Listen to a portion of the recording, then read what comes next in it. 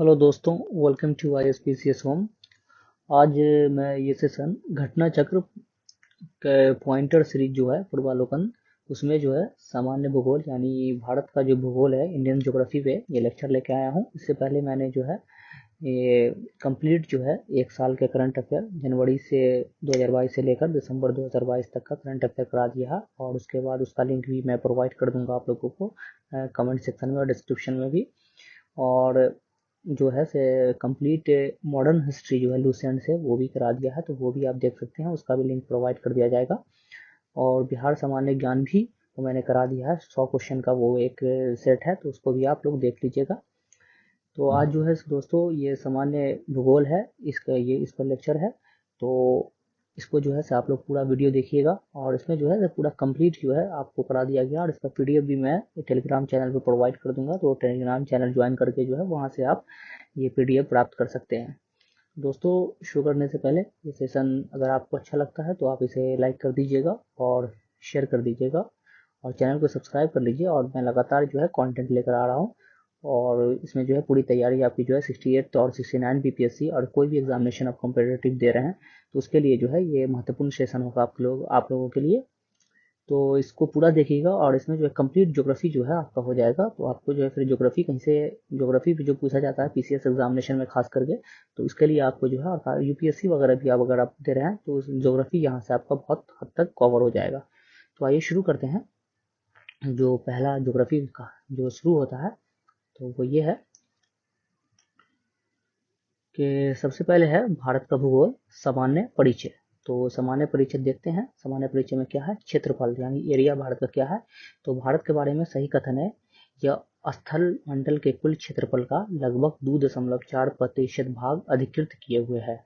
मतलब जो एरिया है पूरे वर्ल्ड का उसका 2.4% जो है भारत का एरिया कवर करता है। इस ये 82.30 पूर्वी देशांतर का उपयोग भारतीय मानक समय को निर्धारित करने के लिए किया जाता है। 82.5 डिग्री जो है लॉन्गिट्यूड जो है इंडियन स्टैंडर्ड टाइम को ये किया जाता है। तो मैं जो हूँ इसे थोड़ा समझा के बता रहा हूँ ताकि इंग्लिश मीडियम वाले जो भी हैं उसको भी समझ में आ जाए, और थोड़ा जो है आप लोगों को अगर स्लो लगता है तो आप स्पीड इसको बढ़ाकर देख सकते हैं। मानक समय को निर्धारित करने के लिए यह किया जाता है। भारतवर्ष आकार क्षेत्रफल में विश्व का 7वां सबसे बड़ा देश है। मतलब भारत का क्षेत्रफल संसार के क्षेत्रफल का 2.4% है, परंतु इसकी जनसंख्या है 17.5%। जनगणना 2011 के अनुसार इसकी जनसंख्या जो है वो 17.5% है भारत की जनसंख्या। भारतवर्ष में गांवों की संख्या है लगभग 6,40,930। जनगणना 2011 के अनुसार 6,40,930 गांव भारत में हैं। उसके बाद देखते हैं हम अक्षांशीय विस्तार यानी लैटिट्यूड का कहाँ कहाँ विस्तार है भारत का। तो भारत का विस्तृत है 8 डिग्री 4 मिनट उत्तर से 37 डिग्री 6 मिनट उत्तरी अक्षांशों तथा 68 डिग्री 7 मिनट पूर्व से 97 डिग्री 25 मिनट पूर्वी देशांतरों के माध्य। मतलब कि लैटिट्यूड जो है 8.4 और 37.6 है, और लॉन्गिट्यूड जो है 68.7 और 97.25 मिनट है पूर्वी देशांतर। पूर्वी है और ये उत्तरी है लैटिट्यूड। भारत के लगभग बीचों बीच से होकर गुजरती है कर्क रेखा। कर्क रेखा बीच से गुजरती है। सिक्किम से गुजरने वाला अक्षांश रेखा गुजरती है राजस्थान से। जो सिक्किम से गुजरती है वो राजस्थान से भी गुजरती है अक्षांश। जिस जिले से 70 डिग्री पूर्वी देशांतर रेखा गुजरती है वो है जैसलमेर। जैसलमेर से जो है 70 डिग्री पूर्वी देशांतर रेखा गुजरती है। उसके बाद देखते हैं भारत एवं कर्क रेखा। तो कर्क रेखा यानी ट्रॉपिक ऑफ कैंसर। कर्क रेखा इन राज्यों से होकर गुजरती है: गुजरात, राजस्थान, मध्य प्रदेश, झारखंड, छत्तीसगढ़, पश्चिम बंगाल, त्रिपुरा और मिजोरम। भारत में कर्क रेखा गुजरती है तो कितने राज्यों से? 8 राज्यों से गुजरती है। अगरतला, गांधीनगर, जबलपुर एवं उज्जैन में से कर्क रेखा से निकटतम दूरी पर स्थित नगर है गांधीनगर, जो गुजरात में है। दिल्ली, कोलकाता, जोधपुर तथा नागपुर शहरों में से कर्क रेखा के निकट है कोलकाता। भारत के दो लगभग बराबर भागों से विभाजित करने वाला अक्षांश है 23.3 डिग्री यानी 23 डिग्री 30 मिनट उत्तरी अक्षांश यानी कर्क रेखा 2 भागों में भारत को लगभग बांट देता है। झारखंड, मणिपुर, मिजोरम तथा त्रिपुरा राज्यों में से कर्क रेखा के उत्तर में स्थित भारतीय राज्य है मणिपुर। इसमें जो मणिपुर कर्क रेखा के उत्तर है, यानी नॉर्थ में है। हैदराबाद, चेन्नई, भोपाल तथा दिल्ली शहरों में से जून माह में दिन की अवधि अधिकतम होगी, तो किसमें होगी? दिल्ली में दिन की अवधि अधिकतम होगी। उसके बाद मानक समय, तो मानक समय, जब भारतीय मानक समय के यमयोत्तर पर अर्धरात्रि है, एक स्थान पर सुबह का 6 बजता है, उस स्थान की अवस्थित जिस यमयोत्तर पर है वह है 172 डिग्री 30 मिनट पूरब। गुजरात के सबसे पश्चिम गांव और अरुणाचल प्रदेश के सबसे पूर्वी छोर पर स्थित वलांग के समय में कितने घंटे का अंतराल होगा? तो 2 घंटे का अंतराल होगा गुजरात और अरुणाचल प्रदेश में दोनों का, जो सबसे पश्चिम और पूर्वी भाग में।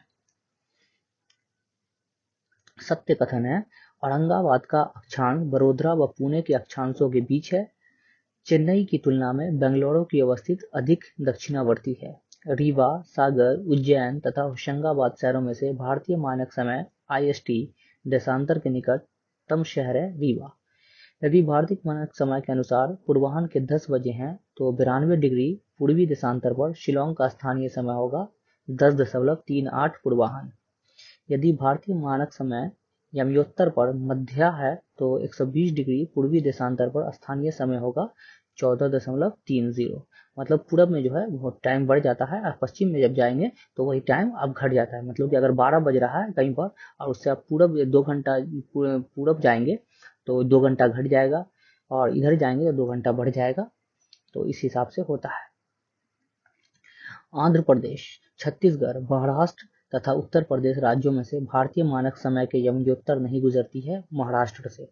भारतीय मानक समय की देशांतर रेखा 82 डिग्री 30 मिनट गुजरती है, इलाहाबाद से गुजरती है। ये भारतीय मानक समय इंडियन स्टैंडर्ड टाइम की रेखा भारत का प्रमाणिक माध्य रेखा कहलाती है 82 डिग्री 30 मिनट पूर्वी देशांतर। भारतीय मानक समय इंडियन स्टैंडर्ड टाइम एवं ग्रीनविच मध्य समय ग्रीनविच मीन टाइम में अंतर पाया जाता है +5 डिग्री 5.5 घंटे का, मतलब 5.5 घंटे का।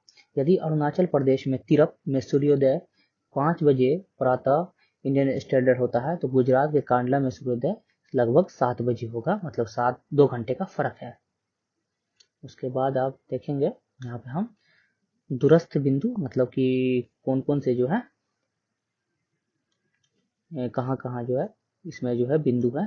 तो दूरस्थ बिंदु मतलब पॉइंट कौन कौन से हैं? साउदर्न मोस्ट और वेस्टर्न मोस्ट। भारत का सुदूरस्थ दक्षिण बिंदु मतलब साउदर्न मोस्ट पॉइंट है इंदिरा पॉइंट। भारत का दक्षिणतम बिंदु स्थित है बड़ा निकोबार यानी ग्रेट निकोबार में। भारत के राज्यों में सबसे पूर्वी और सबसे पश्चिमी राज्य के इंगित करता है क्रमशः अरुणाचल प्रदेश और गुजरात। भारत का सुदूर पश्चिम का बिंदु है 68 डिग्री 7 मिनट पूरब गौड़ माता गुजरात में। देखते हैं सीमावर्ती देश। सत्य कथन है, असम, भूटान तथा बांग्लादेश की सीमाओं से लगा हुआ है। पश्चिम बंगाल भूटान तथा नेपाल की सीमाओं से लगा हुआ है। मिजोरम बांग्लादेश तथा म्यांमार की सीमाओं से लगा हुआ है। मेघालय, त्रिपुरा, मणिपुर तथा मिजोरम राज्यों में से वह राज्य जिसकी सीमा बांग्लादेश से नहीं मिलती है वह है मणिपुर। बांग्लादेश की सीमा से लगे भारत के राज्य हैं मेघालय, असम, पश्चिम बंगाल, त्रिपुरा एवं मिजोरम, 5 राज्य हैं। सिक्किम, मेघालय, अरुणाचल प्रदेश तथा पश्चिम बंगाल राज्यों में से भूटान के साथ सीमा नहीं मिलता है, तो मेघालय की नहीं मिलता है। वह भारतीय राज्य जिसका अधिकतम सीमा म्यांमार से स्पर्श करती है, तो वो है अरुणाचल प्रदेश। उसके बाद म्यांमार से उभयनिष्ठ सीमा नहीं है असम की। पाकिस्तान से सीमा बनाने वाले भारतीय राज्य हैं पंजाब, जम्मू एवं कश्मीर, राजस्थान तथा गुजरात। अब जम्मू एंड कश्मीर और लद्दाख हो गया है, तो यहाँ पे जम्मू एंड कश्मीर और लद्दाख। नेपाल के पड़ोसी भारतीय राज्य हैं उत्तराखंड, उत्तर प्रदेश, बिहार, पश्चिम बंगाल एवं सिक्किम, 5 राज्य हैं। भारत के साथ सबसे लंबी स्थलीय सीमा है बांग्लादेश की। असम, नागालैंड, मेघालय एवं मिजोरम राज्यों में से बांग्लादेश से अपनी सीमा नहीं बनाने वाला राज्य है नागालैंड। भारत तथा पाकिस्तान के बीच सीमा निर्धारित की गई है रेड क्लिफ रेखा द्वारा, और चाइना से मैकमोहन। ड्यूरंड लाइन भारत की सीमा निर्धारित करती है अफगानिस्तान से। भारत तथा पाकिस्तान के मध्य सीमा रेखा एक उदाहरण है परवर्ती सीमा का, यानी परवर्ती सीमा का जो है उदाहरण है। भारत और चीन के उत्तर पूर्वी सीमा का सीमांकन करने वाली रेखा है मैकमोहन रेखा। भारत श्रीलंका से अलग होता है पाक जलमड्रू द्वारा। नेपाल, भूटान एवं चीन की सीमाओं से मिलने वाला भारतीय राज्य है सिक्किम। तीन तरफ से अंतर्राष्ट्रीय सीमाओं बांग्लादेश से घिरा भारतीय राज्य है तो वो है त्रिपुरा। उसके बाद देखते हैं भौतिकी विभाजन। भारत के प्राकृतिक प्रदेश। भारत से उपबंध पूरा चुंबकीय परिणामों से संकेत मिलते हैं कि भूतकाल में भारतीय स्थल पिंड सरका है उत्तर की ओर। भारतीय उपमहाद्वीप मूलतः एक विशाल भूखंड का भाग था जिसे कहते हैं गोंडवाना लैंड। भारत विभाजित है 4 प्राकृतिक प्रदेशों में। उत्तराखंड में पाताल तोड़ कुएं पाए जाते हैं तराई क्षेत्र में। यदि हिमालय पर्वत श्रेणियां नहीं होती तो भारत पर सर्वाधिक संभाव्य भौगोलिक प्रभाव है। देश के अधिकांश भाग में साइबेरिया से आने वाले शीतलहरों का अनुभव होता। सिंधु गंगा मैदान इतनी सुविस्तृत जलोढ़ मृदा से वंचित होता। मानसून का प्रतिरूप वर्तमान प्रतिरूप से भिन्न होता। भारत में भू आकारों की रचना के संबंध में सही है। संरचनात्मक दृष्टि से मेघालय पठार दक्कन पठार का ही विस्तारित भाग है। कश्मीर घाटी की रचना एक समभिन्नति में हुई। गंगा मैदान की रचना एक अग्रगर्भ में हुई। भारत के पश्चिम समुद्री तट का निर्माण हुआ है भूमि के उत्थान एवं निर्गमन के कारण। उसके बाद देखते हैं सही सुमेलन है दक्कन ट्रैप। दक्कन ट्रैप कब बना तो क्रिस्टियस आदि नूतन, पश्चिमी घाट उत्तर नूतन, अरावली प्री कैम्बियन, नर्मदा ताप्ती अत्यंत नूतन, जलोढ़ निक्षेप इसका नहीं दिया गया। केरल का कुट्टानूड या कुट्टानाडु प्रसिद्ध है भारत के न्यूनतम ऊंचाई वाले क्षेत्र के रूप में। इसे केरल का धान का कटोरा कहा जाता है कुट्टानाड या कुट्टानाडु। FAA द्वारा इसे वैश्विक महत्वपूर्ण कृषि विरासत वाली GIHS घोषित किया गया है। उसके बाद नेक्स्ट है उत्तर का पर्वतीय प्रदेश। कथन है हिमालय से निकलने वाली सभी नदियां सतत वाहिनी है। हिमालय अपनी वर्षा का अधिकांश दक्षिण पश्चिम मॉनसून से प्राप्त करता है। तो इसमें कौन कथन सही है? कथन ए तथा आर दोनों सही है परंतु आर ए की सही व्याख्या नहीं है। कथन है दूसरा है हिमालय से निकलने वाली नदियां सतत वाहिनी है। हिमालयन नदियों का उद्गम स्रोत हिमानियों में स्थित है। ए आर दोनों सही है और आर जो है ए की पुष्टि करता है। उसके बाद नेक्स्ट है कि हिमालय की रचना समांतर वलय श्रेणियों से हुई है जिसमें से प्राचीनतम श्रेणी है वृत्त हिमालय श्रेणी। उसके बाद है उत्तर भारत में उप हिमालय क्षेत्र के सहारे फैले समतल मैदान को कहा जाता है भाबर। हिमालय का पर्वत पादीय प्रदेश है शिवालिक पहाड़िया हिस्सा है हिमालय का। शिवालिक श्रेणी का निर्माण हुआ सेनोजोइक या प्लायोसीन युग में। शिवालिक श्रेणियों की ऊंचाई है 850 से 1200 मीटर के मध्य। शिवालिक शैल समूह के दक्षिण में भाबर क्षेत्र उदाहरण है गिरिपथ की स्थिति का। उत्तराखंड, उत्तर प्रदेश, सिक्किम एवं हिमाचल प्रदेश में से हिमालय पर्वत श्रेणी हिस्सा नहीं है उत्तर प्रदेश का। हिमालय के तरुण वलित पर्वत नवीन मोरदार पर्वत यंग फोल्ड माउंटेन के साक्ष्य कहे जा सकते हैं। गहरे खड्ड यू घुमाव वाले नदी मार्ग समानांतर पर्वत श्रेणियां भूस्खलन के लिए उत्तरदायी तीव्र ढाल प्रवणता। दिए हुए जम्मू कश्मीर को जांच कीजिए। यहाँ पे जम्मू कश्मीर का मानचित्र दिया गया है तो 1 2 3 कौन कौन से हैं तो 1 पे जो है वो है काराकोरम, सेकंड पे है लद्दाख, थर्ड पे जो है जास्कर और फोर्थ पे जो है वो है पीर पंजाल। लघु हिमालय स्थित है शिवालिक और महान हिमालय के मध्य में। पश्चिमी भाग में हिमालय की श्रेणी का दक्षिण से उत्तर की ओर सही क्रम है शिवालिक, लघु हिमालय, महान हिमालय। सबसे नवीन पर्वत श्रेणी है शिवालिक। दक्षिण भारत में नवीनतम चट्टान प्रणाली है गोंडवाना। उच्चावच आकृतियों का दक्षिण से उत्तर की ओर बढ़ते हुए सही क्रम है धौलाधार, जास्कर, लद्दाख और काराकोरम।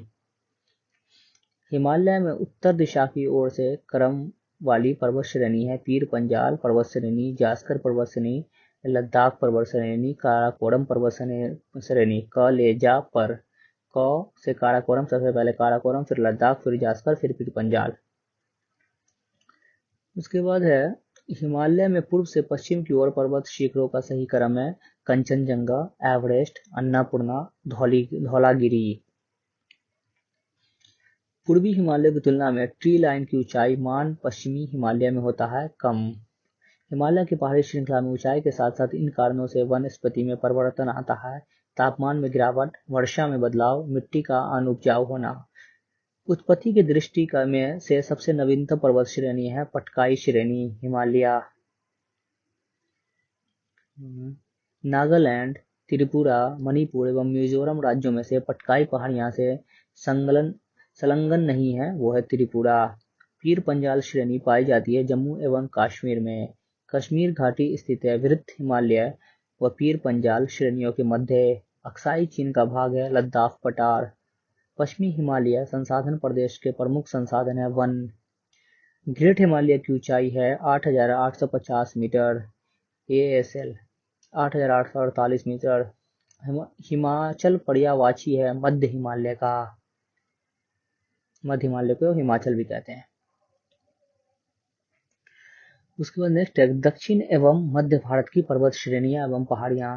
भारत में सबसे प्राचीन पर्वत श्रृंखला है अरावली। राजस्थान, हिमाचल प्रदेश, उड़ीसा एवं आंध्र प्रदेश राज्यों में से अरावली श्रेणियां स्थित है। राजस्थान में अरावली श्रेणियों अरावली रेंज की अनुमानित आयु है 570 मिलियन वर्ष। रेजिडुअल पर्वत का उदाहरण है अरावली। दक्षिण भारत की सबसे ऊंची चोटी है अनाईमोडी। भारतीय प्रायद्वीप की सबसे ऊंची चोटी है अनाईमोडी। नर्मदा एवं ताप्ती नदियों के मध्य स्थित है सतपुड़ा श्रेणियां। उत्तर से शुरू कर दक्षिण की ओर पहाड़ियों का सही क्रम है नल्लामलाई पहाड़ी, जवादी की पहाड़ियां, उसके बाद नीलगिरी की पहाड़ियां और सबसे नीचे है अन्नामलाई पहाड़ियां। पूर्वी घाट और पश्चिमी घाट मिलते हैं नीलगिरी पहाड़ियों में। टोडा बेटा सबसे ऊंची पहाड़ी है नीलगिरी की। कर्नाटक, केरल एवं तमिलनाडु राज्य के मिलने स्थल पर स्थित है नीलगिरी पहाड़ियां। नीलगिरी पर्वतमाला स्थित है केरल, कर्नाटक एवं तमिलनाडु राज्य में।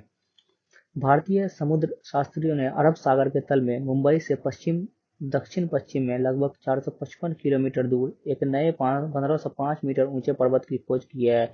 इस पर्वत का नाम रखा गया है रमन सागर पर्वत।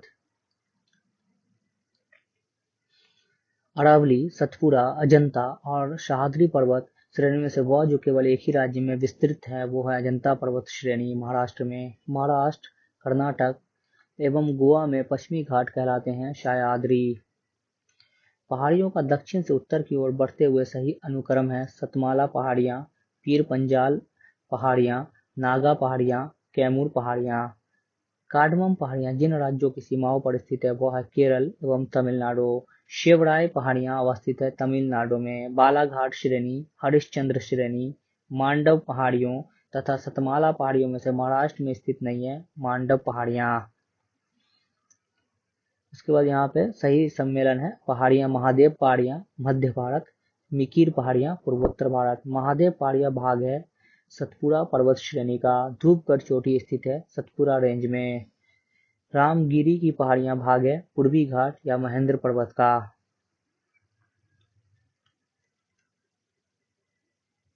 उसके बाद पर्वत चोटियां। माउंट एवरेस्ट स्थित है नेपाल में। सबसे ऊंचा पर्वत शिखर है माउंट एवरेस्ट।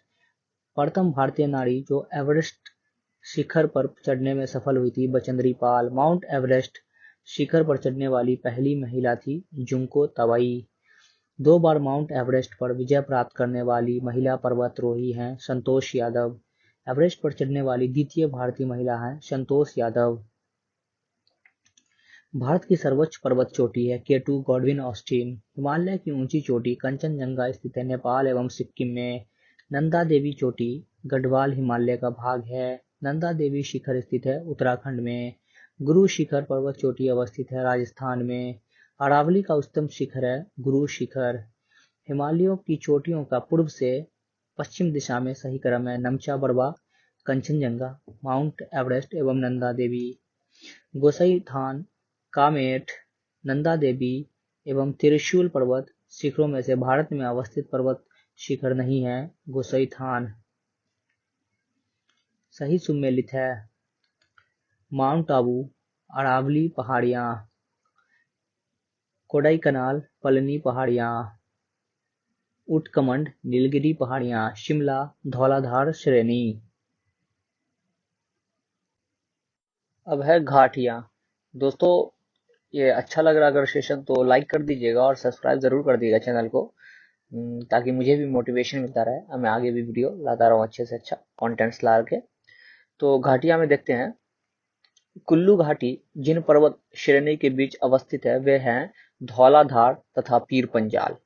नेलांग घाटी स्थित है उत्तराखंड राज्य में। सही सुमेलन है घाटी और राज्य। कौन घाटी कहाँ? मरखा घाटी जम्मू और कश्मीर, जूकू घाटी नागालैंड, सांगला घाटी हिमाचल प्रदेश, युथांग घाटी सिक्किम। उसके बाद है निम्नलिखित कथन सही हैं। मौन घाटी यानी साइलेंट वैली राष्ट्रीय वन के निकट पत्थर कटाव जल विद्युत परियोजना बनाने का प्रस्ताव है। कुंती नदी मौन घाटी साइलेंट वैली के वर्षा प्रचुर वनों से उद्भूत होती है। उसके बाद नेक्स्ट है दर्रे। सेला दर्रा स्थित है अरुणाचल प्रदेश। पाल घाट स्थित है नीलगिरी और अन्नामलाई पहाड़ियों के मध्य में। भेरा घाट स्थित है महाराष्ट्र में। लिपुलेख दर्रा स्थित है उत्तराखंड में। लेह जाने का रास्ता है जोजिला दर्रा से। नाथुला दर्रा स्थित है सिक्किम में। वर्ष 2006 के लगभग मध्य में भारत और चीन के बीच व्यापार बढ़ाने के लिए पुनः खोला गया था। नाथुला दर्रा को पुनः खोला गया भारत और चीन के बीच व्यापार बढ़ाने के लिए। उसके बाद जो है सिर्फ यहाँ पे पहाड़ी दर्रा दिया हुआ है, उसमें राज्य है कौन राज्य में ये दर्रा है। तो पहला है माना, तो माना किस में है? उत्तराखंड में है। जोजिला किस में है? तो जम्मू एंड कश्मीर में है। बनिहाल किस में है? तो जम्मू एवं कश्मीर में है। नाथुला किस में है? तो वो सिक्किम में है। नीति किस में है? तो उत्तराखंड में है। उसके बाद जो है यहाँ भी दर्रा दिया हुआ है, पासेस दिया हुआ है और जो है राज्य दिया हुआ है। तो बुमला तो बुमडेला अरुणाचल प्रदेश में। जेलेपला सिक्किम में है। मुलिंगला उत्तराखंड में है। शिपकिला हिमाचल प्रदेश में है। उसके बाद देखते हैं रोहतांग दर्रा अवस्थित है हिमाचल प्रदेश में। माना दर्रा स्थित है उत्तराखंड में। पर्वतीय दर्रों का पश्चिम से पूर्व का सही क्रम है पश्चिम से पूर्व। तो शिपकिला, लिपुलेख, नाथुला और बोमडीला। उसके बाद नेक्स्ट है हिम रेखा एवं हिमनद। हिमालय में हिम रेखा है 4300 से 6000 मीटर के बीच पूर्व में।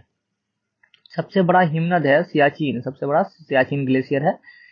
चौड़ाबाड़ी ग्लेशियर स्थित है केदारनाथ मंदिर के उत्तर में। हिमालय की हिमनदों के पिघलने की गति सबसे अधिक है। उत्तराखंड के कुमाऊं परिक्षेत्र में अवस्थित हिमनद है मिलाम हिमनद। ये क्वेश्चन काफी बार ये सब क्वेश्चन जो है पूछा गया एग्जामिनेशन में। तो उत्तराखंड के कुमाऊं परिक्षेत्र में अवस्थित हिमनद है मिलाम हिमनद। अब नेक्स्ट है पठार। भारत के दक्कन के पठार पर बसाल्ट निर्मित लावा शैलों का निर्माण हुआ है। तो किस काल में हुआ है? तो क्रिस्टेशियस युग में हुआ है। मेघालय का पठार भाग है तो प्रायद्वीपीय खंड का। पेनिनसुलर प्लेट्यू का जो है मेघालय का जो पठार है प्रायद्वीपीय खंड का भाग है। उसके बाद हम आते हैं भारत के अतिरिक्त प्रायद्वीपीय पर्वत निर्मित हुए पेलेजोइक महाकल्प में। छोटा नागपुर पठार का सर्वाधिक घना बसा जिला धनबाद है। खनन उद्योग का विकास तथा औद्योगिकरण के कारण मतलब इंडस्ट्रियलाइजेशन के कारण छोटा नागपुर पठार है एक अग्रगंभीर। नीचे दिए गए मानचित्र पर विचार कीजिए। यहाँ दिया हुआ है ए बी सी डी। ये मानचित्र में ए बी सी और डी द्वारा अंकित स्थान क्रमशः है रिफ्ट घाटी क्षेत्र, छत्तीसगढ़ मैदान, छोटा नागपुर पठार एवं वर्षा छाया क्षेत्र यहाँ। उसके बाद देखते हैं हम मालवा का पठार, छोटा नागपुर का पठार, दक्कन का पठार तथा प्रायद्वीप का पठार में से अरावली एवं विंध्य श्रृंखला के मध्य स्थित है। तो अरावली और विंध्य श्रृंखला के मध्य कौन सा स्थित है? तो वो है मालवा का पठार मध्य प्रदेश में। नंदा कारनी दंडकारण्य क्षेत्र अवस्थित है। तो दंडकारण्य अवस्थित कहाँ है? छत्तीसगढ़ एवं उड़ीसा में अवस्थित है। दंडकारण्य भारत में स्थित है, मध्यवर्ती क्षेत्र में। उसके बाद है तटीय भाग। तटीय भाग कौन सा भारत का? भारत की तट रेखा। भारत की औसत समुद्री तल नापा जाता है चेन्नई तट से। भारत के प्रादेशिक जल क्षेत्र का विस्तार है तट से 12 समुद्री मील तक। भारत की तट रेखा की कुल लंबाई है लगभग 7500 किलोमीटर।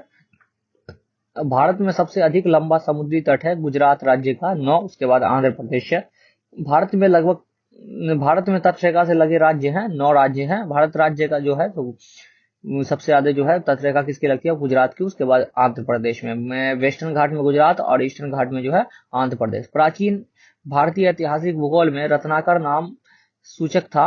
हिंद महासागर को रत्नाकर कहते थे प्राचीन भारत में। उसके बाद नेक्स्ट है पश्चिमी तट। तो पश्चिमी तट है भारतवर्ष के पश्चिम तटीय शहर कन्नूर, नागरकोइल, जंजीरा एवं सिंधु दुर्ग का उत्तर से दक्षिण सही क्रम क्या है? उत्तर से दक्षिण में तो जंजीरा पहले आता है उत्तर में, उसके बाद कन्नूर आता है, उसके बाद नागरकोइल आता है, उसके बाद सिंधु दुर्ग आता है। आपको यत्र तंत्र कुछ अनोखे डेनमार्क वासी मिल जाएंगे, परंतु उसका कारण यह है कि डेनमार्क की चौकी हुआ करती थी। यह अनूठा नगर, उसका दुर्ग और सुंदर गिरजाघर, नया जेरूशलम यानी सूनी सड़कें और उजरा तटाग्र सब मिलकर अद्भुत रत्न बन जाते हैं। इस उक्ति में वर्णित स्थान है तो तमिलनाडु तट पर जो है डेनमार्क वाली स्थिति आपको मिल सकती है। उसके बाद नीचे दिए गए मानचित्र पर ध्यान दीजिए। तो भारत के तटीय क्षेत्र पर ये भाग घोषित करते हैं अंतर्जलीय उच्चावच रेखा। अंतर्जलीय उच्चावच रेखा को ये रिप्रेजेंट कर रहा है। उसके बाद है जंजीरा, उडुपी, ओरोविले तथा तूतीकोरिन शहर में से भारत की पश्चिमी तट पर अवस्थित शहर है। तो पश्चिमी तट पे कौन शहर अवस्थित है? वो है जंजीरा और उडुपी। उसके बाद दीघा पश्चिम बंगाल में पाया जाता है। सागरपुलिन और राज्य साहब गोपालपुर ओडिशा, कलांगुट गोवा, मरीना तमिलनाडु। उसके तमिलनाडु व आंध्र प्रदेश के तट का नाम है कोरोमंडल। भारत के तटों में कृष्णा डेल्टा एवं केप कॉमोरिन के मध्य स्थित है कोरोमंडल तट। केप कॉमोरिन के नाम से भी जाना जाता है। तो किसको जाना जाता है? वो है कन्याकुमारी। उसके बाद है द्वीप समूह।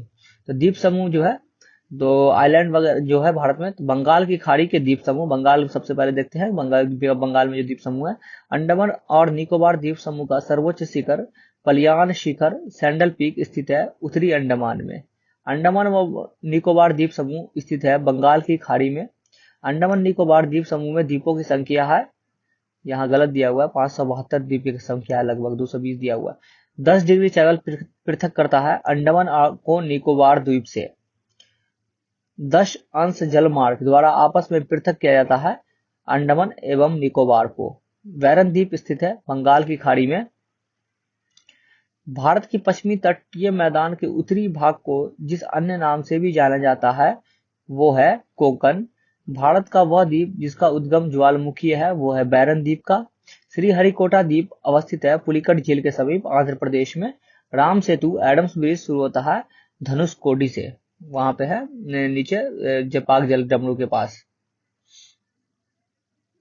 उसके बाद है अरब सागर के द्वीप समूह। तो लक्षद्वीप स्थित है अरब सागर में। भारत का परवल द्वीप है, मतलब कोरल से बना हुआ द्वीप जो है वो है लक्षद्वीप। लक्षद्वीप टापू अवस्थित है दक्षिण पश्चिम भारत में। द्वीपों का समूह लक्षद्वीप है प्रवाल उत्पत्ति का। लक्षद्वीप में है 36 द्वीप। भटकल, अर्नाला, मिनिकॉय एवं हेनरी द्वीपों में से भारतीय तटरेखा के सुदूरवर्ती द्वीप का श्रेणी में जाता है मिनिकॉय द्वीप। भारत एवं श्रीलंका के मध्य स्थित द्वीप है रामेश्वरम द्वीप। एक द्वीप पर निर्मित भारत का बड़ा नगर है, सबसे बड़ा नगर भारत का जो द्वीप पर निर्मित है वो है मुंबई। भारत का सर्वाधिक आबादी वाला द्वीप है तो वो है सालसेट। उसका द्वीप दिया हुआ है यहाँ पर और कहाँ अवस्थित है वो है वेंतसयोधर। वेंतसयोधर द्वीप कहाँ है? कच्छ की खाड़ी में। पीरम कहाँ है? खंबात की खाड़ी में। द्वारका कहाँ है? तो वो है अरब सागर तट पर। द्वीप कहाँ है? तो काठियावाड़ के तट पर। कोरी क्रीक निवेशिका स्थित है तो कच्छ के रण में। ये भारत और पाकिस्तान के बीच जो है ये लाइन के काम करता है। सर क्रीक विवाद है भारत पाकिस्तान देशों के मध्य। तो सर क्रीक विवाद जो है भारत पाकिस्तान विवाद के लिए है भारत पाकिस्तान देशों के मध्य। उसके बाद है भारत के राज्य और केंद्र शासित प्रदेश। राज्य पहले देखते हैं। लातूर जिला है महाराष्ट्र में। विदर्भ एक प्रादेशिक नाम है भारत में और यह अंग है महाराष्ट्र का। विदर्भ पाट अंचल पार्ट रीजन अवस्थित है तो झारखंड में। झुमरी तलैया रेडियो पर गीतों की फरमाइश के लिए प्रसिद्ध स्थित है झारखंड में। भारत का कोहिनूर कहा जाता है तो कोहिनूर किसे कहा जाता है? आंध्र प्रदेश को कोहिनूर को हीरा भी गोलकुंडा के खान से मिला था। मणिपुर का अधिकांश धरातल है पर्वतीय। मणिपुर में कुछ लोग लटकी हुई गाद, सिल्ट से बंधे उत्पीड़न वीड्स और सरती वनस्पति के तैरते हुए द्वीप फ्लोटिंग आइलैंड पर बने हुए मकान में रहते हैं। इन द्वीपों को कहते हैं फुमडी। लोकटक द्वीप जो है झील जो है मणिपुर में है और वहां जो है से केबुल नाव जो है ये नेशनल पार्क है, तैरता हुआ नेशनल पार्क पहला भारत का। भारत में सिलिकॉन स्टेट के नाम से जाना जाता है कर्नाटक को। भारत में सिलिकॉन वैली स्थित है बेंगलुरु में। उसके बाद यहाँ है सही सुमेलित। औरंगाबाद कहाँ है तो वो महाराष्ट्र में है। पालनपुर कहाँ है तो वह गुजरात में। हुगली कहाँ है तो वह कर्नाटक में। हुगली जो है कलकत्ता में है। गुंटूर कहाँ है तो वह है आंध्र प्रदेश में। उसके बाद छत्तीसगढ़, तो छत्तीसगढ़ में जो है छत्तीसगढ़ का मैदान पाया जाता है। झारखंड में छोटा नागपुर पठार झारखंड में पाया जाता है। वृक्ष छाया प्रदेश कहाँ है तो महाराष्ट्र में है। और मालनाड कहाँ है तो वह कर्नाटक में। अंबाला, खुर्जा, करनाल एवं रोहतक में से राष्ट्रीय राजधानी प्रदेश में अवस्थित है। खुर्जा, करनाल और रोहतक। एनसीआर में कौन सा देश कौन कौन आता है तो वो पूछा गया है। दिल्ली के अतिरिक्त राष्ट्रीय राजधानी क्षेत्र में सम्मिलित है तो हरियाणा, उत्तर प्रदेश एवं राजस्थान के भाग उप क्षेत्र। मध्य प्रदेश की सीमा लगी है। 5 राज्यों से मध्य प्रदेश की सीमा लगती है तो कौन कौन राज्य से? गुजरात, राजस्थान, उत्तर प्रदेश, छत्तीसगढ़ और महाराष्ट्र से। क्षेत्रफल के क्रम में भारत के 4 बड़े राज्य हैं। तो क्षेत्रफल के क्रम में भारत के जो 4 बड़े राज्य हैं वो राजस्थान, मध्य प्रदेश, महाराष्ट्र, उत्तर प्रदेश। भारत के समस्त राज्यों में क्षेत्रफल अनुसार उत्तर प्रदेश का स्थान है तो वह चौथा और बिहार का 12वां है। भारत के राज्य हिमाचल प्रदेश, उत्तराखंड, छत्तीसगढ़ एवं झारखंड का उनके क्षेत्रफल के अवरोही क्रम में सही क्रम है। तो सबसे पहले जो है छत्तीसगढ़ अवरोही क्रम में है, झारखंड, उसके बाद हिमाचल प्रदेश, उसके बाद उत्तराखंड। कर्नाटक, राजस्थान, तमिलनाडु एवं महाराष्ट्र का उनको भौगोलिक क्षेत्र के अनुसार घटता क्रम है। तो सबसे पहले आ जाएगा राजस्थान, उसके बाद महाराष्ट्र, उसके बाद कर्नाटक, उसके बाद तमिलनाडु। उत्तर प्रदेश, मध्य प्रदेश, राजस्थान एवं उत्तराखंड राज्य में क्षेत्रफल में सबसे छोटा है। तो क्षेत्रफल में सबसे छोटा जो है वो उत्तराखंड है। ये उत्तर प्रदेश से ही कटकर बना था 2000 में। भारत का लगभग 30% क्षेत्र 3 राज्यों में समाहित है। ये तीनों राज्य हैं तो राजस्थान, मध्य प्रदेश एवं महाराष्ट्र। भारत में जनसंख्या के अनुसार तीसरा एवं क्षेत्रफल में 12वां राज्य है तो वो है बिहार। जनसंख्या में तीसरा है और क्षेत्रफल में जो है 12वां है। उत्तर प्रदेश की सीमावर्ती राज्य है हिमाचल प्रदेश, हरियाणा, राजस्थान, मध्य प्रदेश, छत्तीसगढ़, झारखंड, बिहार एवं उत्तराखंड तथा केंद्र शासित प्रदेश दिल्ली।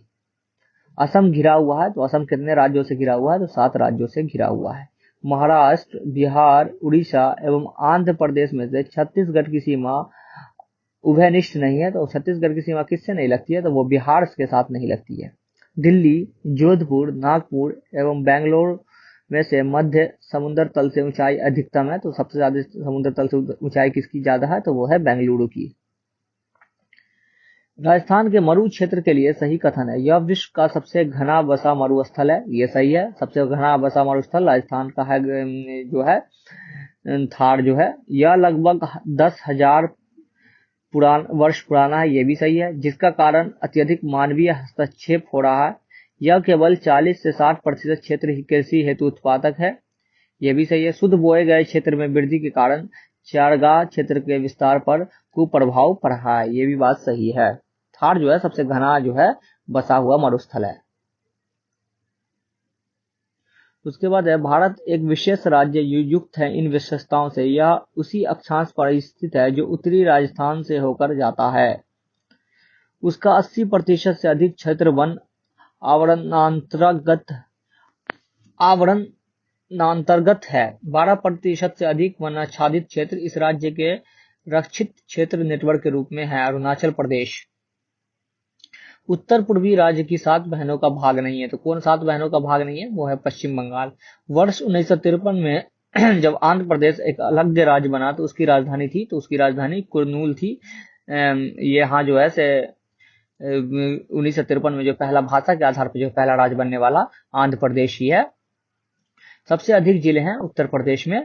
सोनभद्र जिले की को स्पर्श करती है 4 राज्य, बिहार, झारखंड, मध्य प्रदेश एवं छत्तीसगढ़ की सीमाएं। 4 दक्षिण राज्य आंध्र प्रदेश, कर्नाटक, केरल और तमिलनाडु में से सबसे अधिक भारतीय राज्यों के साथ सीमावर्ती है, तो आंध्र प्रदेश और कर्नाटक में से प्रत्येक। तेलंगाना राज्य की सीमा बनाता है, तो आंध्र प्रदेश, कर्नाटक, महाराष्ट्र, छत्तीसगढ़ जो है तेलंगाना राज्य की सीमा बनाता है। मणिपुर की राजधानी है तो इम्फाल। गुजरात की राजधानी कहाँ है? गांधीनगर। राजस्थान की राजधानी जयपुर। अरुणाचल प्रदेश की राजधानी ईटानगर। भारत के 29वें राज्य तेलंगाना की राजधानी हैदराबाद। मिजोरम की राजधानी आइजोल। चंडीगढ़, भुवनेश्वर, बंगलुरु एवं गांधीनगर में से सुनियोजित राजधानी नगर नहीं है, तो सुनियोजित राजधानी नगर नहीं है तो वो है बेंगलुरु। सही सम्मेलन है असम, दिसपुर, नागालैंड, कोहिमा, मेघालय, शिलोंग। उसके बाद अब देखते हैं केंद्र शासित प्रदेश। तो भारत में केंद्र शासित राज्यों की संख्या है 7। भारत का सबसे बड़ा संघ राज्य है दिल्ली। भारत का सबसे छोटा केंद्र शासित क्षेत्र है लक्षद्वीप। पुडुचेरी के क्षेत्र विभाजित पाया जाता है तमिलनाडु, केरल एवं आंध्र प्रदेश क्षेत्रों में। त्रिपुरा, दमन एवं दीव, लक्षद्वीप एवं पुडुचेरी में से केंद्र शासित क्षेत्र नहीं है, तो त्रिपुरा नहीं है।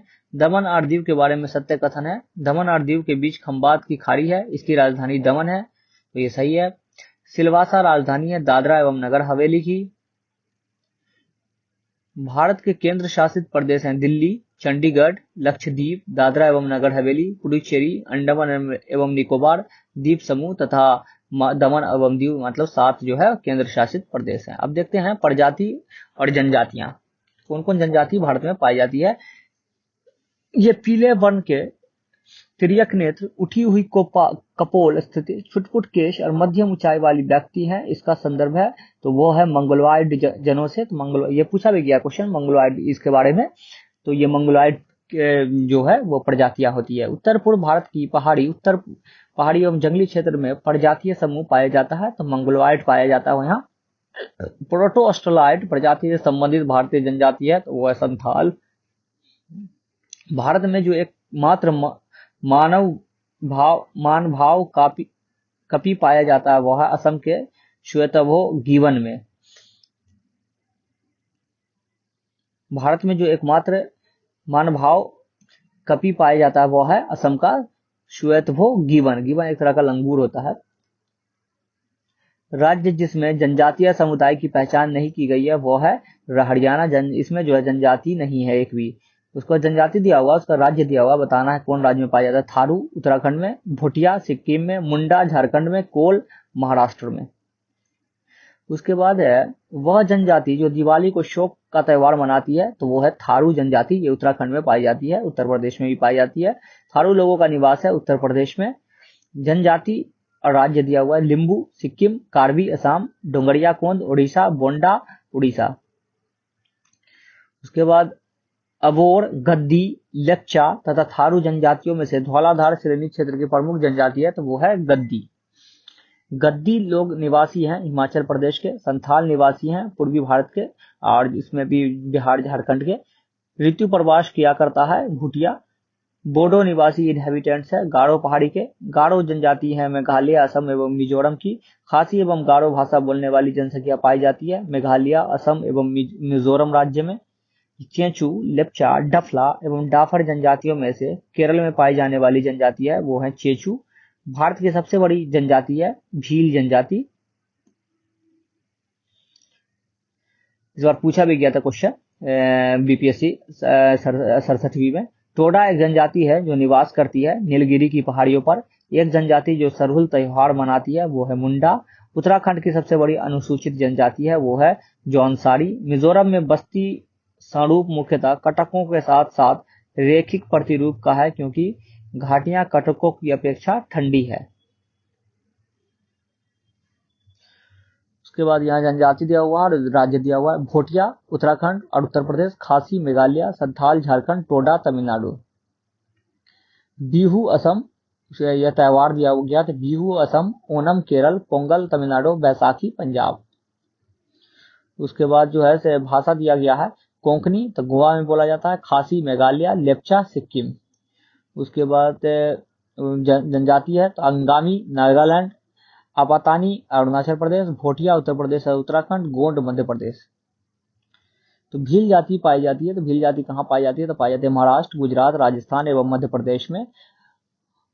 बहुपतित्व की प्रथा मानी जाती है, तो जौनसार, टोडा, खस, कोटा, बोटा, तिवान, इरावा एवं नायर जनजातियों में। उसके बाद जनजाति दिया हुआ है, निवास स्थल भील राजस्थान, संथाल झारखंड, राजी उत्तराखंड, बिरहोर झारखंड, भूटिया सिक्किम, टोडा तमिलनाडु, सेंटिलीज अंडमान एवं निकोबार द्वीप समूह, टोडा तमिलनाडु, लेप्चा सिक्किम, बिरहोर झारखंड, गारो मेघालय। सहरिया जनजाति के लोग जो हाल ही में चर्चा में थे, निवास हैं राजस्थान के। उसके बाद है जौनसारी उत्तराखंड, भील मध्य प्रदेश। भारत में जनजातियों के निर्धारण का अधिकार है, सांस्कृतिक विशेषीकरण और विभिन्न आवास। पहाड़ी कोरवा, जशपुर, बैगा, मंडला, माड़िया, पातालकोट, छिंदवाड़ा, सहरिया, ग्वालियर। मोपला केरल में पाया जाता है, मुड़िया छत्तीसगढ़ में, टोडा तमिलनाडु में, मुंडा झारखंड में। भारत के चांगपा समुदाय के संदर्भ में सही कथन है, वे अच्छे किस्म के ऊन देने वाले पाशमीना बकरे बकरियों को पालते हैं, उन्हें अनुसूचित जनजातियों की श्रेणी में रखा जाता है। चांगपा। निवास स्थान और युगम बुक्सा, कौठी गढ़वाल उत्तराखंड, कोल जबलपुर, मुंडा छोटा नागपुर, कोरबा छत्तीसगढ़। असम मीरी, नागालैंड कोनियक, अरुणाचल प्रदेश अप्तानी, राजस्थान लंबाडा। जूलू जनजाति निवास करती है, तो जूलू जनजाति कहाँ पाई जाती है, तो दक्षिण अफ्रीका में। उसके बाद है भाड़िया तो छिंदवाड़ा, गोंड तो मंडला, भील तो छबुआ, सहरिया तो शिवपुरी। लोहासुर को अपना देवता मानती है, तो अगरिया जनजाति। शोम्पेन जनजाति पाई जाती है, तो निकोबार द्वीप समूह में। केंद्र शासित प्रदेशों में से ओंज जनजाति के लोग रहते हैं अंडमान और निकोबार द्वीप समूह में। जरवा जनजाति के लोग जो हाल ही में चर्चा रहे हैं, निवासी है अंडमान निकोबार के। भारत का सर्वाधिक आद जनजाति है, तो वो है जाड़वा। म्यांमार के नाम से मंगानियार के नाम से जाने जाने वाला लोगों का समुदाय है, पश्चिमोत्तर भारत में अपने संगीत परंपरा के लिए विख्यात है। कौन है? मंगानियार। झूमिंग करते हैं खासी जनजाति के लोग। अब है भाषाएं। भारतीय उपमहाद्वीप में बोले जाने वाली भाषाओं में बोलने वाले स्वार्थिक संख्या के आधार पर हिंदी के बाद नंबर आता है बंगला भाषा का। ऑस्ट्रिक समूह की भाषा है खासी। भारत का सबसे बड़ा भयासी समूह है इंडो आर्यन। नीचे दिए गए चित्र पर विचार कीजिए। ए बी सी डी दिया गया। ए बी सी और डी द्वारा अंकित क्षेत्रों में मुख्यतः बोले जाने वाली भाषाएं क्रमशः है। ए में जो है ब्रिज भाषा, उसके बाद बी में अवधी, सी में भोजपुरी और डी में जो है मैथिली। ये दरभंगा वगैरह का क्षेत्र आ जाता है। उसके बाद है अववाह तंत्र, मतलब नदी वगैरह का। तो ड्रेनेज सिस्टम, तो गंगा नदी तंत्र जो है, गंगा नदी उदाहरण है पूर्ववर्ती अववाह का। बांग्लादेश में गंगा नदी को पुकारा जाता है। तो बांग्लादेश में गंगा नदी किस चीज क्या कहा जाता है? तो वो कहा जाता है पद्मा। सुंदरबन डेल्टा का निर्माण करने वाली नदियां हैं गंगा और ब्रह्मपुत्रा। गंगा कथन ए है, गंगा बहुत ही प्रदूषित नदी है। कथन आर है, जो नदी जितना पवित्र होती है वो उतनी ही अधिक प्रदूषित होती है। कथन ए सही है, लेकिन कथन आर जो है वो गलत है। गंगा की जलौढ़ मृदा की गहराई भूमि सतह के नीचे लगभग 6000 मीटर तक होती है। सत्य कथन है। क्या है सत्य कथन? देखते हैं। देवप्रयाग अलकनंदा एवं भागीरथी नदी के संगम पर स्थित है। रुद्रप्रयाग अलकनंदा एवं मंदाकिनी नदी के संगम पर अवस्थित है। अलकनंदा नदी बद्रीनाथ से बहती है। 5 प्रयाग है, नंद प्रयाग है, कर्ण प्रयाग है, यहाँ दिया हुआ है। रुद्रप्रयाग, अलकनंदा और मंदाकिनी। उसके बाद नंद प्रयाग है, अलकनंदा और मंदाकिनी। उसके बाद कर्ण प्रयाग, अलकनंदा और पिंडार। और देव प्रयाग है अलकनंदा और भागीरथी।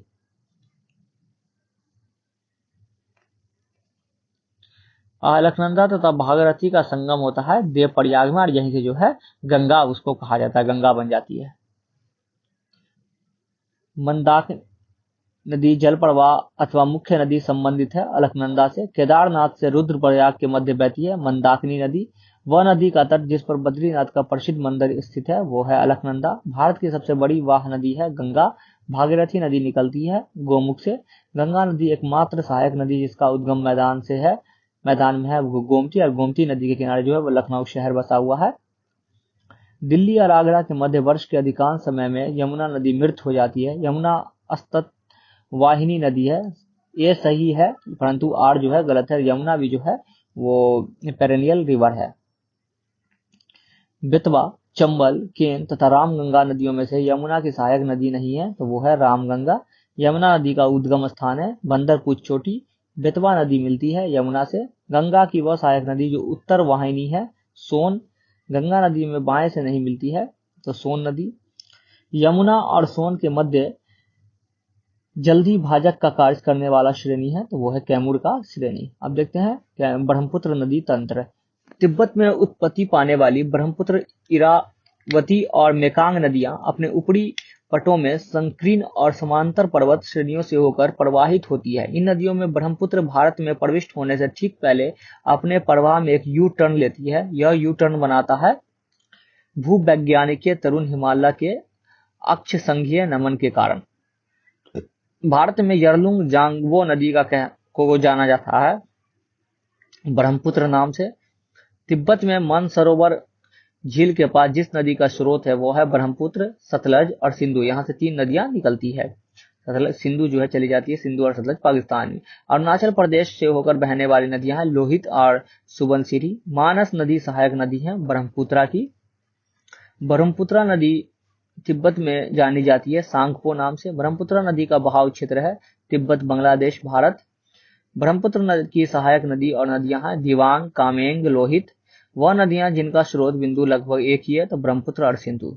अब देखते हैं यहाँ दक्षिण भारत की नदियां। तो दक्षिण भारत की कौन कौन नदियां हैं? पश्चिमी घाट की नदियां डेल्टा का निर्माण नहीं करती हैं। कथन ए है। वे छोटे मार्ग से तीव्र गति से कड़ी कठोर चट्टानों के ऊपर प्रभावित होती है। ए तथा आर दोनों सही है तथा आर जो है एक ही सही व्याख्या है। मतलब ये जो है डेल्टा नहीं बनाती है, एस्चुअरी बनाती है पश्चिमी घाट की जो नदियां हैं, और वो जो है रिफ्ट घाटी से बहती है। अब है कथन ए। प्रायद्वीपीय भारत के सभी प्रमुख नदियां बंगाल की खाड़ी में गिरती है, परंतु नर्मदा तथा तापी नदी अरब सागर में गिरती है। ये सही है। नर्मदा और तापी नदियां जिब्रंस घाटी से होकर बहती है तो ये भी सही है। दोनों सही है और आर जो है एक ही सही व्याख्या कर रहा है, और जो क्योंकि रिफ्ट घाटी से बह के बहती है और वो पश्चिमी घाट में जाके गिरती है, अपने अरब सागर में अपना गिराती है। नर्मदा नदी पश्चिम की ओर बहती है जबकि अधिकांश अन्य प्रायद्वीपीय बड़ी नदियां पूर्व की ओर बहती है क्योंकि यह एक रेखीय विभ्रंश रिफ्ट घाटी से विस्तृत है। नर्मदा घाटी जिन पर्वत श्रृंखलाओं के बीच स्थित है वह है विंध्य और सतपुरा। नर्मदा अपने मुहाने पर डेल्टा का निर्माण करती है, वह एक भ्रंश घाटी में बहती है। तो ए जो है वो गलत है। हम जान रहे हैं कि वो एस्चुअरी का निर्माण करती है, और परंतु आर जो है वो सही है। भारत की पश्चिम की ओर बहने वाली नदियों जो डेल्टा का निर्माण नहीं करती है तो वो नर्मदा, ताप्ती और पेरियार। कृष्णा, गोदावरी, तापी एवं कावेरी नदियों में से वह नदी जो भ्रंश घाटी से होकर प्रवाहित होती है तो वो है तापी नदी। राजनंदगांव, रायपुर, बस्तर एवं कोरबा जनपदों में से नर्मदा बेसिन का भाग है तो राजनंदगांव। अमरकंटक से उद्गम होता है तो नर्मदा नदी का, और यहीं से सोन नदी का भी उद्गम होता है। नर्मदा घाटी उदाहरण है भ्रंश घाटी की। रिफ्ट घाटी या भ्रंश घाटी फॉल्ट थ्रो से होकर बहने वाली नदी है नर्मदा। पश्चिमी वाहिनी नदियों में 2 पर्वत श्रेणियों के बीच बहने वाली नदी है तो वो है नर्मदा, सतपुरा और विंध्या के बीच। तवा सहायक नदी है नर्मदा की। गोदावरी, ताप्ती, कृष्णा एवं महानदी में से अरब सागर में गिरने वाली नदी है तो वो है ताप्ती। वह नदी जो 3 बार 2 धाराओं में विभक्त हो जाती है और कुछ मील जाकर पुनः मिल जाती है, और इस प्रकार श्रीरंगपट्टनम, शिव समुद्रम और श्रीरंगम के द्वीपों का निर्माण करती है तो वो है कावेरी। कावेरी नदी का उद्गम है तो ब्रह्मगिरी की पहाड़ियों में। कावेरी नदी जिन राज्यों से होकर गुजरती है वो है कर्नाटक, केरल, तमिलनाडु। दक्षिण की गंगा कहा जाती है वो है कावेरी को। कृष्णा नदी जल विवाद है आंध्र प्रदेश, कर्नाटक और महाराष्ट्र के मध्य। वह नदी जिनको जोड़ने का कार्य किया गया है गोदावरी और कृष्णा। गोदावरी, कावेरी, ताप्ती एवं महानदी में से वह नदी जो एस्चुअरी बनाती है तो वो है ताप्ती। गोदावरी, महानदी, नर्मदा व ताप्ती नदियों की लंबाई में अवरोही क्रम में सही क्रम है, तो सही क्रम में सबसे बड़ी कौन है, वो है गोदावरी, उसके बाद नर्मदा है, उसके बाद महानदी है, उसके बाद ताप्ती है। प्रायद्वीपीय भारत में पूर्व दिशा में बहने वाली नदियों का उत्तर से दक्षिण के सही क्रम क्या है, तो स्वर्ण रेखा सबसे पहले, उसके बाद महानदी, उसके बाद गोदावरी, उसके बाद कृष्णा, उसके बाद पेन्नार, कावेरी और गंगई। दक्षिण भारत की नदियां का प्रमुख अफवाह तंत्र है, तो वो है वृक्षनुमा। सोन, नर्मदा तथा महानदी निकलती है तो अमरकंटक से। वह नदी जो एस्चुअरी नहीं बनाती है वो है महानदी। ओडिशा में अपना डेल्टा बनाती है तो महानदी। वह नदियां जिनके घाटों में जल का अभाव है, साबरमती तथा ताप्ती के घाटों में। वह स्थान जहां से भारत की दो महत्वपूर्ण नदियों का उद्गम होता है, जिनमें एक उत्तर की तरफ प्रभावित होकर बंगाल की खाड़ी की तरफ प्रभावित होने वाली दूसरी महत्वपूर्ण नदी से में मिलती है और दूसरी अरब सागर की तरफ प्रभावित होती है, तो वो है अमरकंटक। यहाँ से सोन और नर्मदा का होता है और नर्मदा जो है अरब सागर में चली जाती है और सोन जो है वहां जाकर गंगा में मिल जाती है, हाजीपुर के निकट, सोनपुर के निकट। केरल में पूर्व की ओर प्रभावित होने वाली नदियां हैं पाम्बार, भवानी और कवानी। मध्य प्रदेश में पूर्व से पश्चिम की ओर प्रभावित होने वाली नदियां हैं नर्मदा, ताप्ती और माही। माही जो है सो कर्क रेखा को 2 बार काटती है।